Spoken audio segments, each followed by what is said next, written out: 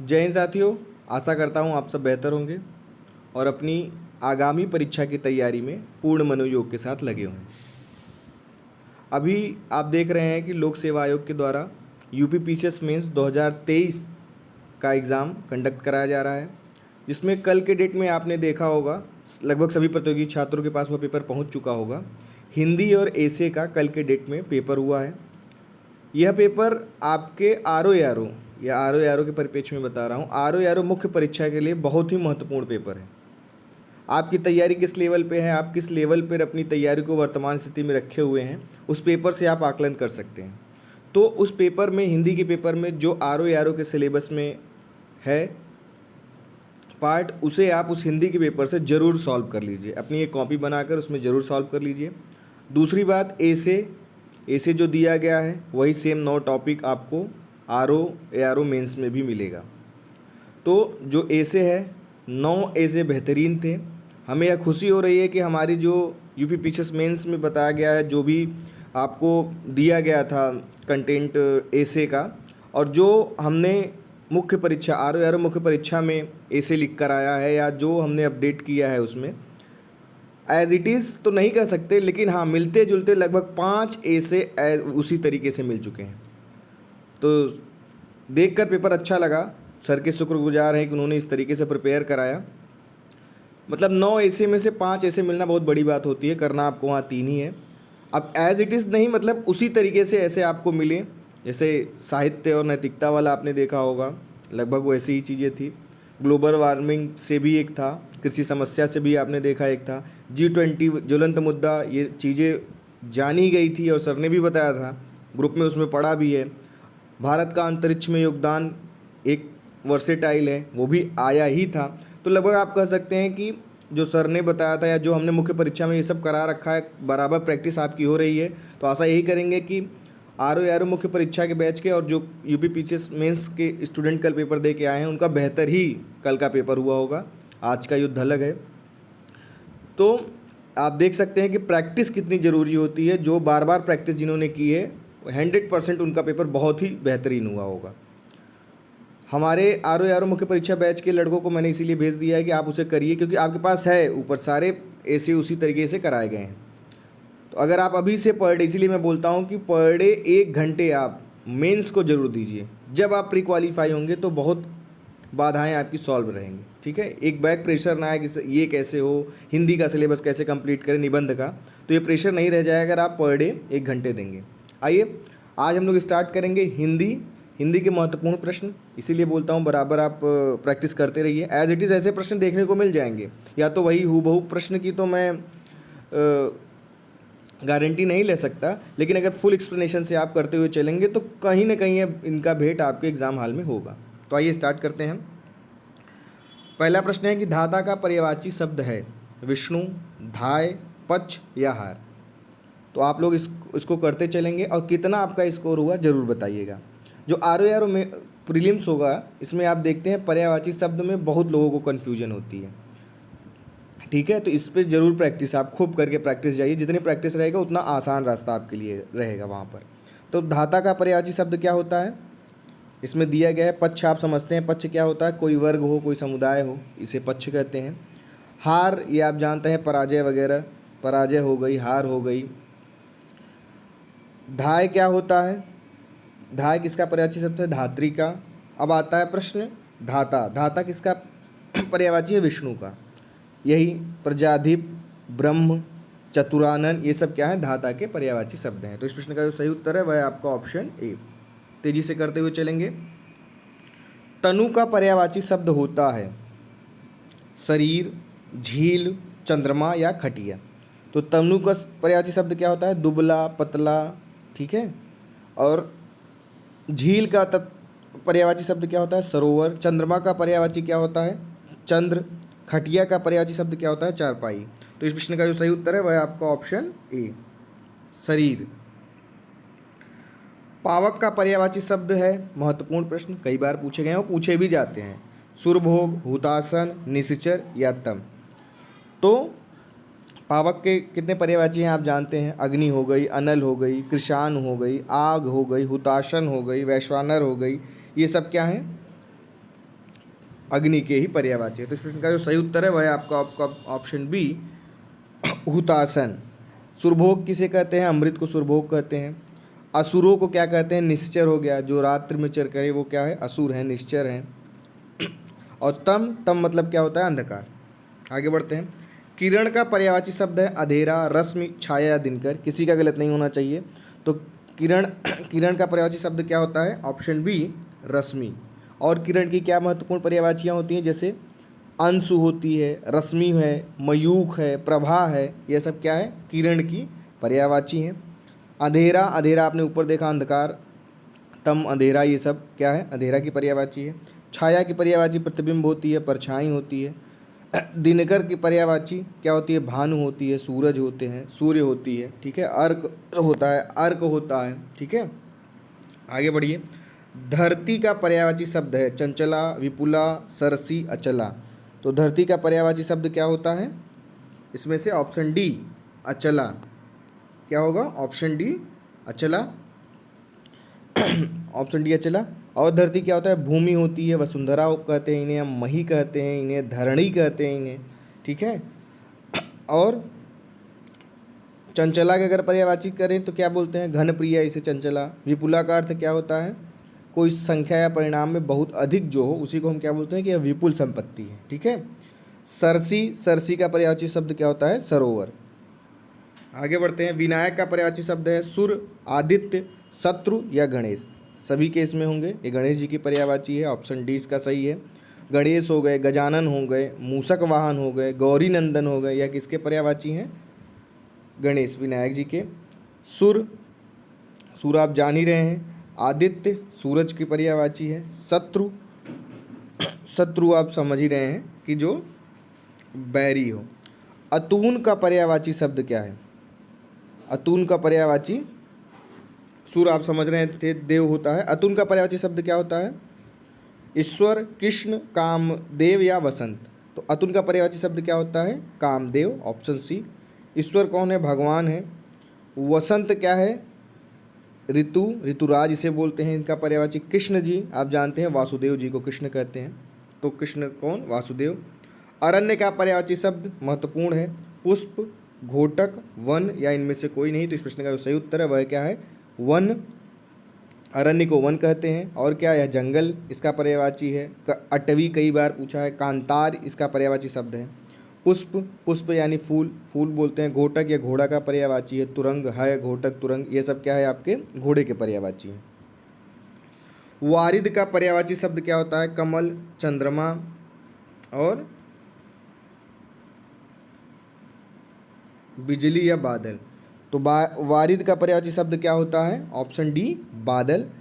मेघ हो गया, जलधर हो गया, नीरद हो गया, जल को धारण करने वाला, नीर को धारण करने वाला, ये सब क्या होते हैं? बादल। तो इसका जो सही उत्तर है वह है आपका बादल पर्यायवाची। कमल का पर्यायवाची सरोज होता ही है। चंद्रमा, चंद्र आपने देखा। बिजली का भी हमने देखा, चपला, चंचला। भुजंग का पर्यायवाची शब्द है केचुआ, भुजा, सर्प या तोता। तो इस प्रश्न का जो सही उत्तर है भुजंग का पर्यायवाची शब्द क्या है? सर्प। और क्या होता है? फण और फणधर, सर्प, ये सब क्या हैं? आपके भुजंग के पर्यायवाची हैं, यानी सांप के। भुजा, बात करें भुजा तो ये क्या है? बाहु जो हमारा, ये इसका पर्यायवाची शब्द है। तोता, सुख, इसका पर्यायवाची शब्द क्या है? सुख। दिए गए वाक्यांशों के लिए एक शब्द बताएं जिस पर आक्रमण न हो सके, इसके बारे में पूछा गया है। नियम, जिस पर आक्रमण न हो सके, कौन क्या है इसका? दुराक्रम्य, नियमित, धाय, नखशिख। तो इस प्रश्न का जो सही उत्तर है वह क्या है? दुराक्रम्य, जिस पर आक्रमण न हो सके। नियमित को क्या बोलते हैं हम लोग? निश्चित तिथि पर आने वाला। धाय का मतलब क्या होता है? कि दूसरे के बच्चों का पालन पोषण करने वाली जो स्त्री होती है उन्हें हम लोग धाय माँ बोलते हैं। नख सिख का क्या होता है? नख से लेकर सिक्का तक, ये सभी अंक को हम लोग क्या बोलते हैं? नख सिख। तो प्रश्न एक है, चारों चीज़ें बता रहे हैं, जो ना आपको याद हो लिख जरूर लीजिएगा। 15वें दिन वालों को क्या बोलते हैं? प्रत्यावर्तित, पाक्षिक, न्यायविद या पंजीकरण।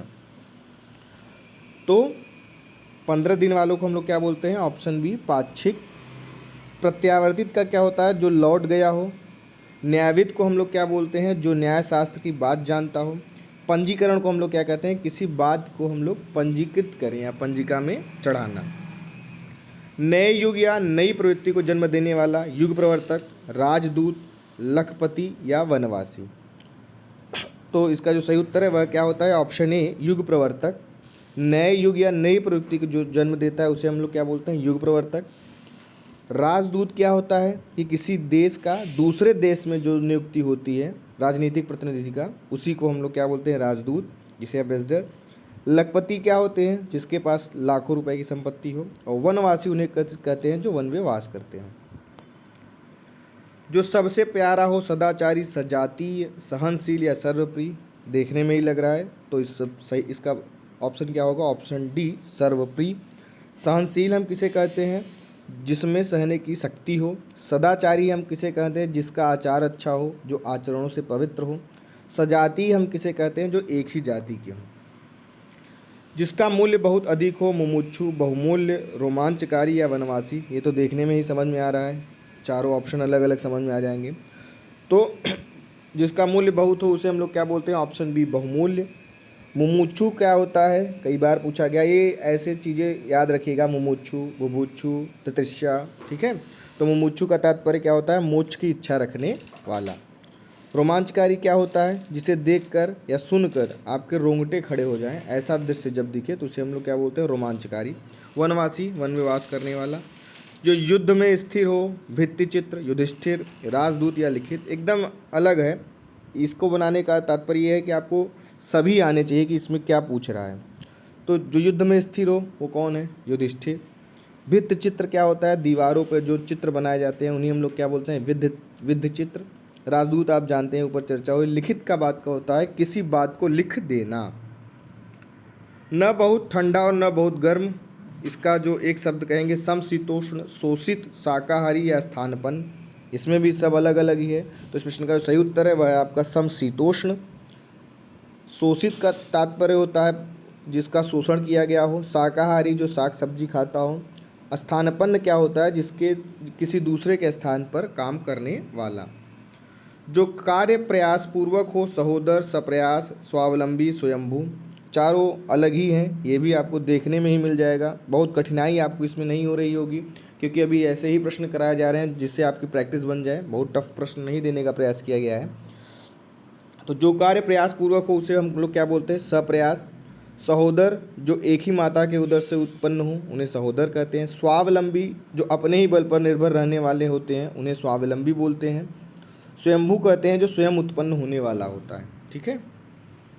जो वंदना करने योग्य हो, संगीतज्ञ, शास्त्राज्ञ, संपादक या वंदनीय। तो जो वंदना करने योग्य है स्वाभाविक सी बात है वह वंदनीय होगा।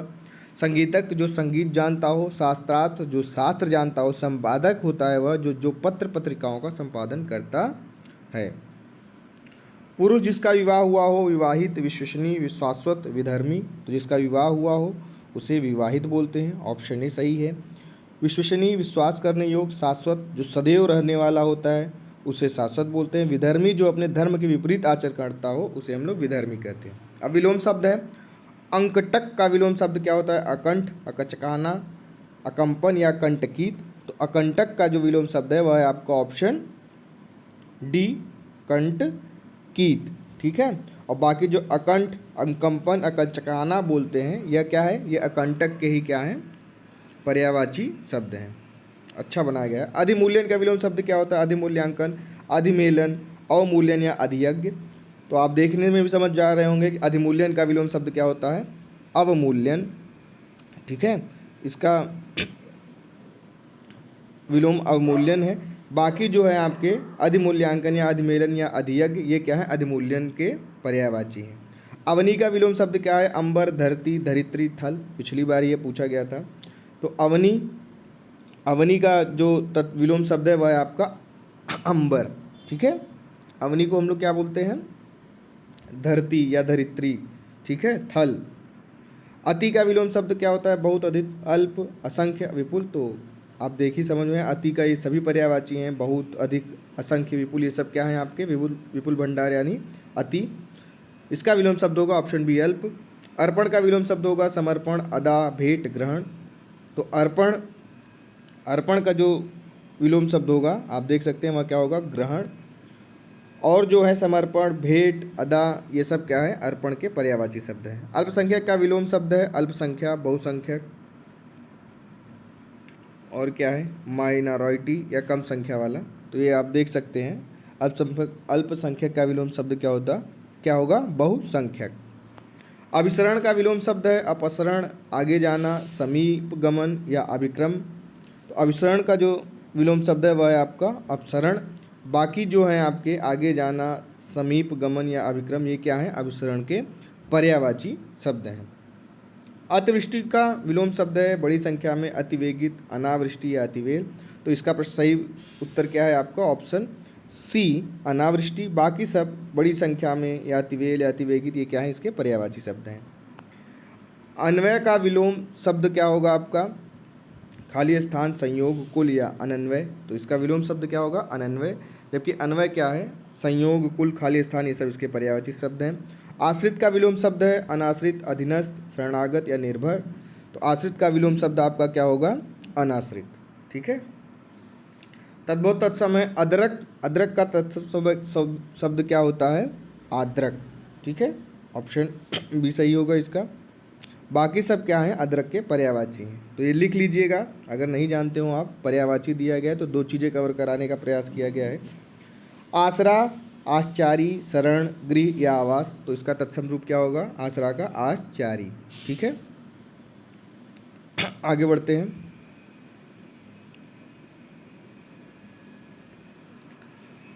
आम, आम का तत्सम रूप क्या है, रसाल, मादक, आम्र या सौरभ। तो आम का जो तत्सम रूप है वह है आपका आम्र। बाकी जो देख रहे हैं आप, सौरभ, मादक, रसाल, ये इसके पर्यायवाची हैं। तो यहाँ से आपको आम की पर्यायवाची भी देखने को मिल गई। गांठ का तत्सम शब्द क्या है, ग्रंथि, गिल्टी, समूह या सूजन। तो गांठ का जो तत्सम रूप है वह है आपका ग्रंथि, ऑप्शन ए।